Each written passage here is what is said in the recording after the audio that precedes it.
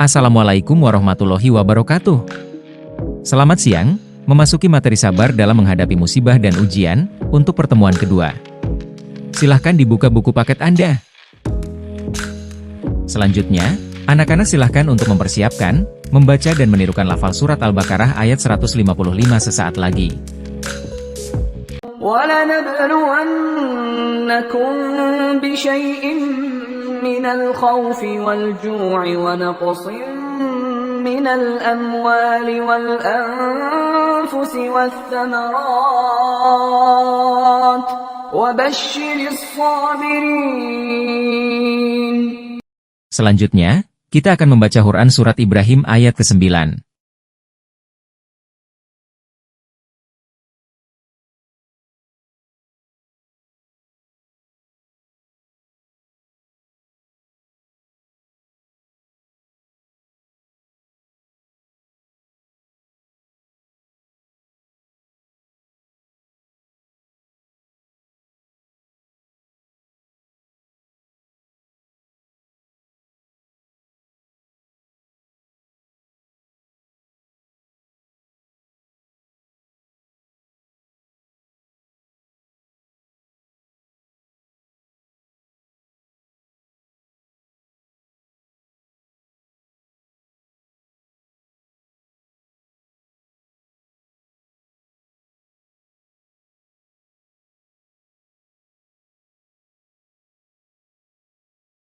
Setelah membaca dua ayat tadi, kita melanjutkan aktivitas yang akan kita bahas dan pelajari hari ini.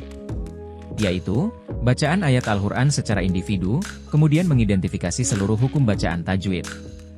Tugas selanjutnya adalah mencermati arti perkata ayat Al-Quran secara berpasangan dan mengumpulkan hasil kerja Anda kepada guru. Yang pertama adalah identifikasi tajwid di bawah ini.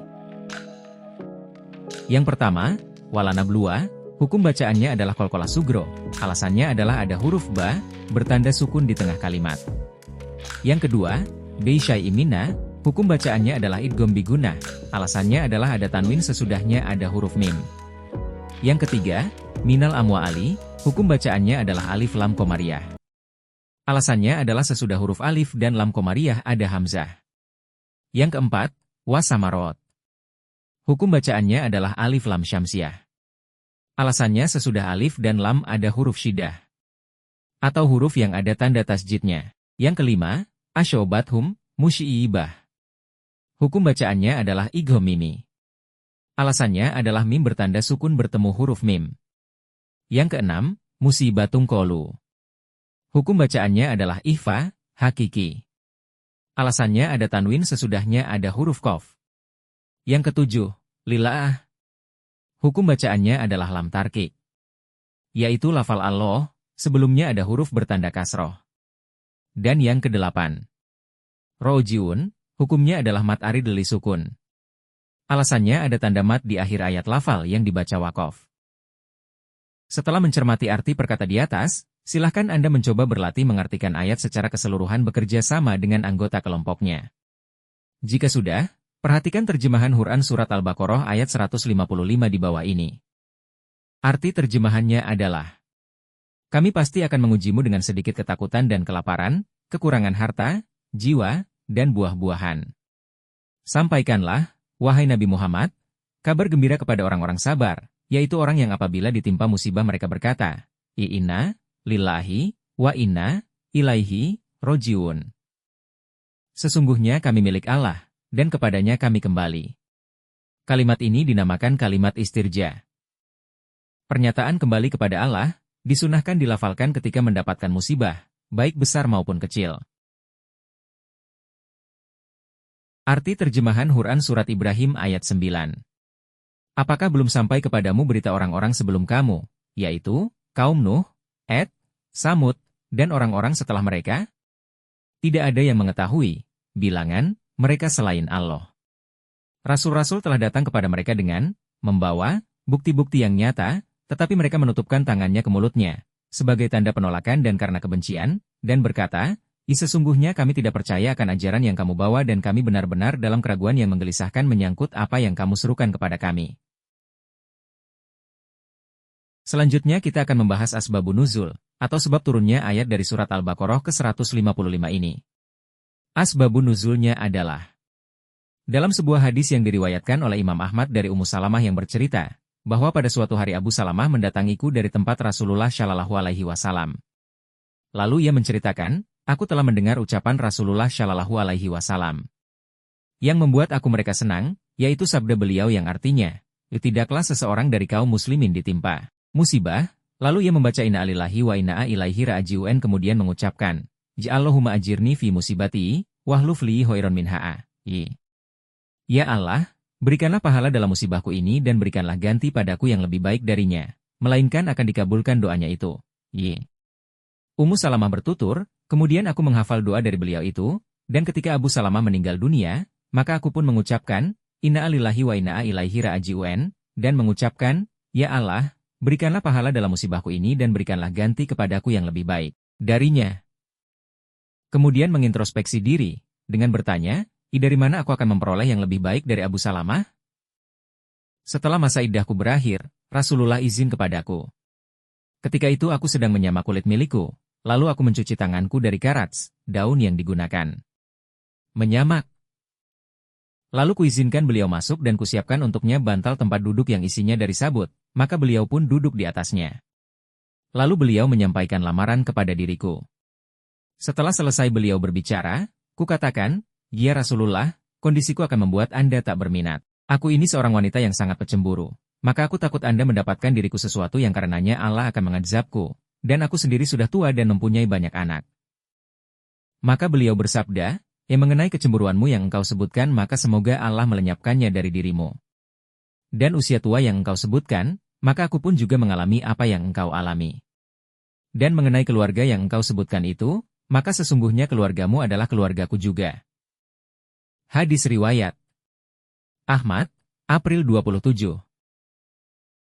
Pada slide ini kita akan membahas tentang tafsir Qiyas Al-Baqarah 2, 155-156.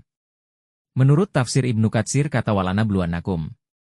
Allah Subhanahu wa Ta'ala memberitahukan bahwa Dia akan menguji hamba-hambanya sebagaimana firman-Nya dalam surah Muhammad ayat 31 yang artinya, Dan sesungguhnya kami benar-benar akan mengujimu agar kami mengetahui orang-orang yang berjihad dan bersabar di antaramu, dan agar kami menyatakan, baik buruknya, hal ihwalmu.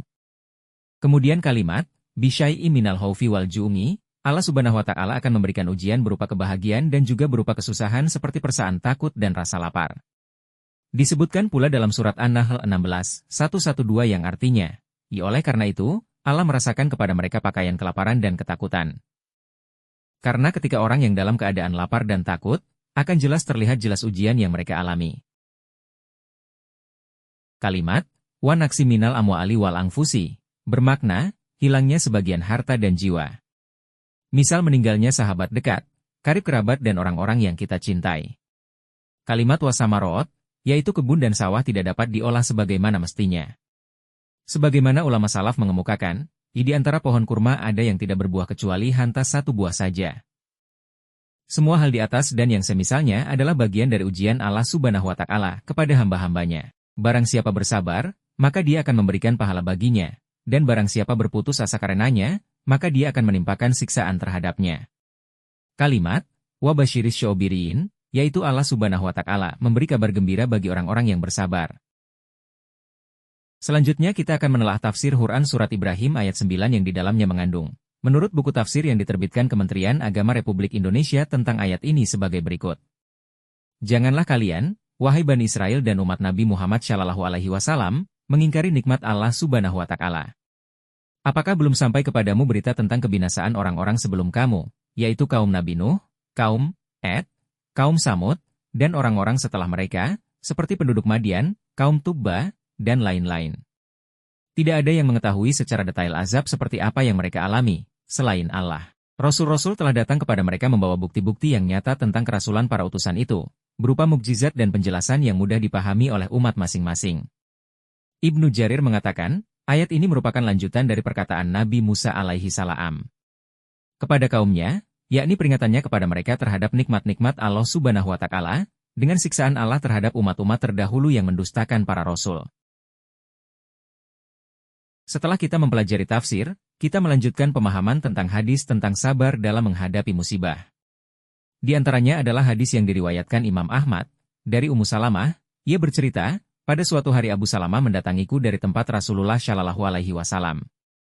Lalu ia menceritakan, aku telah mendengar ucapan Rasulullah yang membuat aku merasa senang, yaitu sabdanya, La yusiba ahadan minal muslimina musibatun, fayastarji'u minda musibatihi, sumayakulu, Allahumma ajirni fi musibati, wakhlufli hoiron minha'a.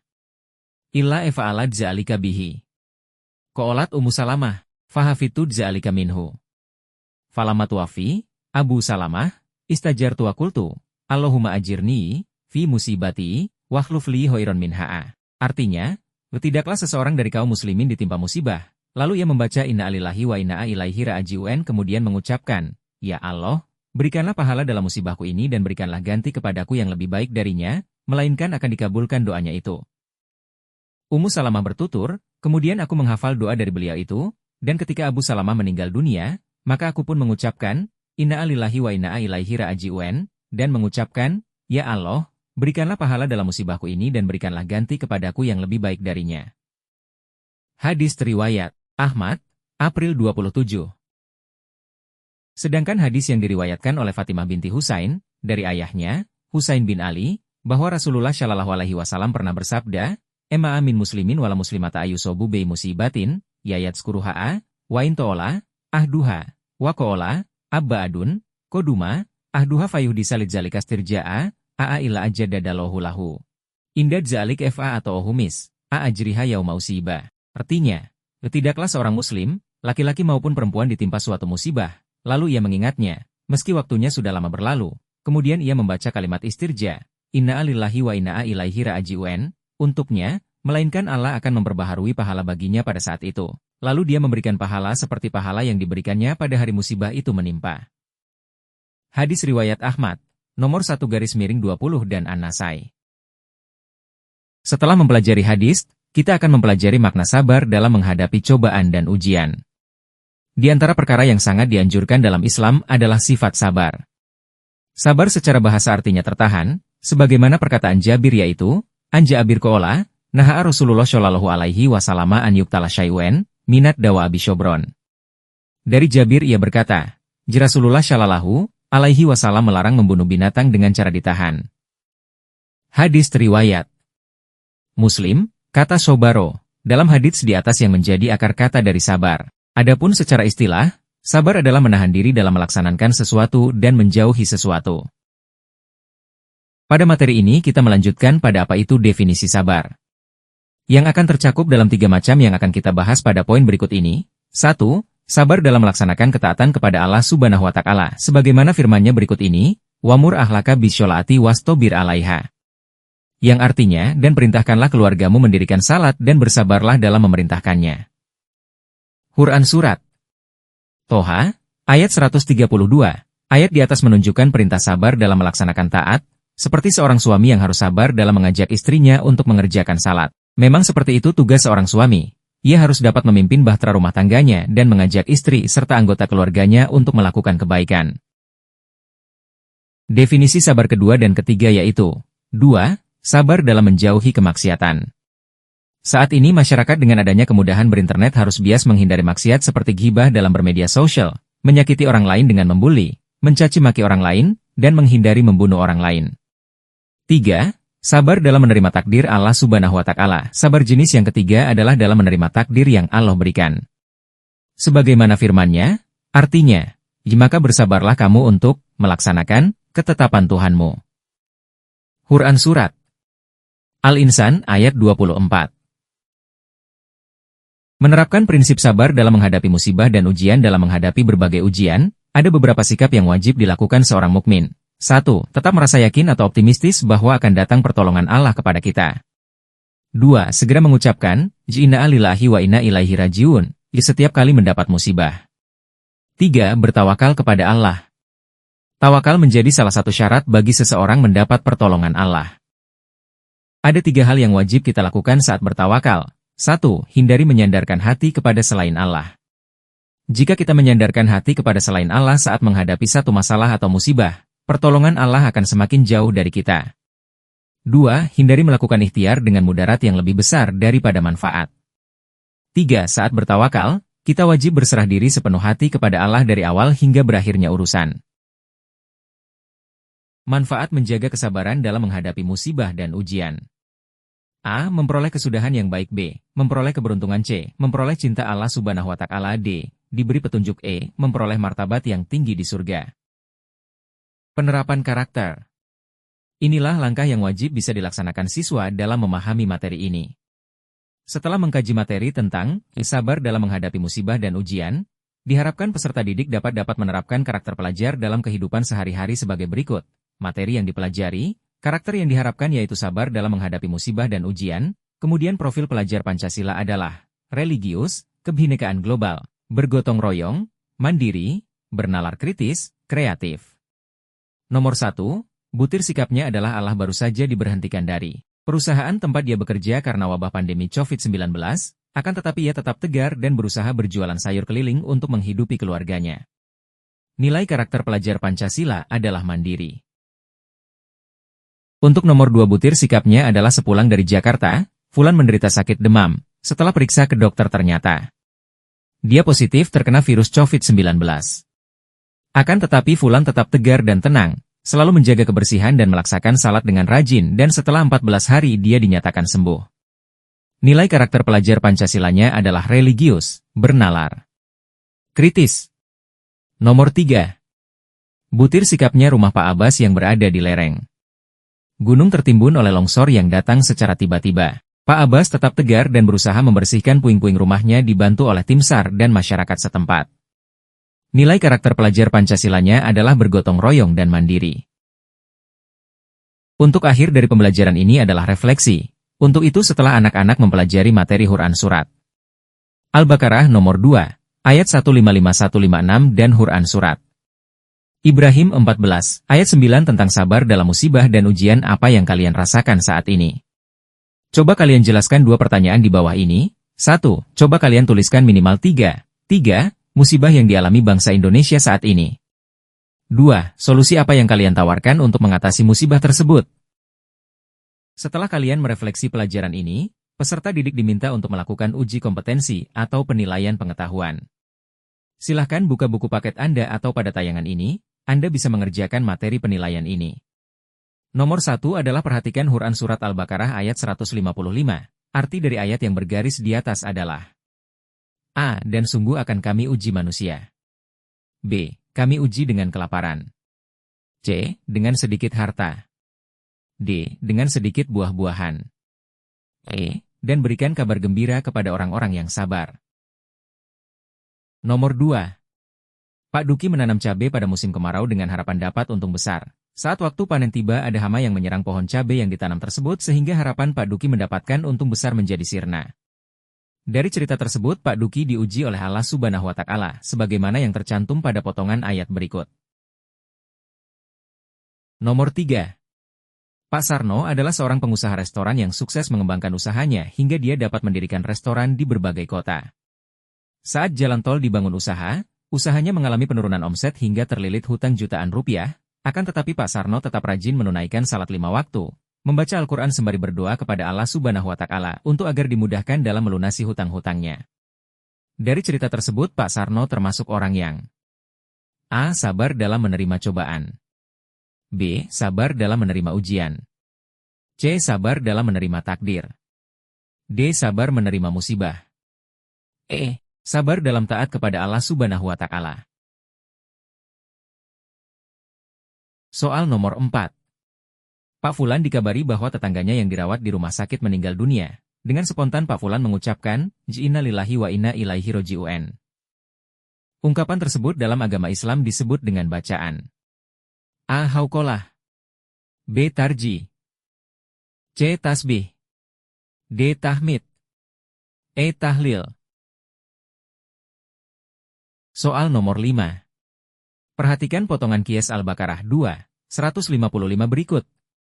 Pada potongan ayat yang bergaris bawah terdapat bacaan A. Kalkala Sugra, Gunah, Ikhfa, Safawi dan Idgham Bigunah. B. Kalkala Sugra, Gunah, Idhar Safawi dan Idgham Bigunah. C. Gunah, Idgham Bigunah, Ikhfa, dan Alif Lam Qomariyah. D. Idgham Bigunah, Ikhfa, alif lam komariah, gunnah dan ikhfa. Safawi. Kalkala sugra, gunnah, idhar safawi dan idgham bila gunnah.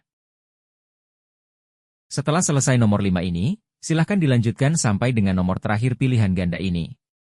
Kemudian, untuk soal B yaitu esai, soal esai ini terdiri dari 5 soal. Soal pertama. 1. Tulis kembali ayat berikut beserta terjemahnya. 2. Terjemahkan dengan benar doa di bawah ini. 3. Jelaskan pengertian istilah berikut. A. Musibah. B. Ujian. C. Tawakal. 4. Sebutkan 4 hal dalam menerapkan prinsip-prinsip tawakal. 5. Sebutkan 5 hal manfaat dalam bersikap kesabaran. Penilaian keterampilan. Lembar portofolio. Lakukan wawancara terhadap orang yang pernah mengalami musibah, yang disebabkan oleh alam, tsunami, gunung meletus, banjir, longsor DLL, yang mencerminkan sikap religius. Coba bandingkan dengan sikapmu sehari-hari.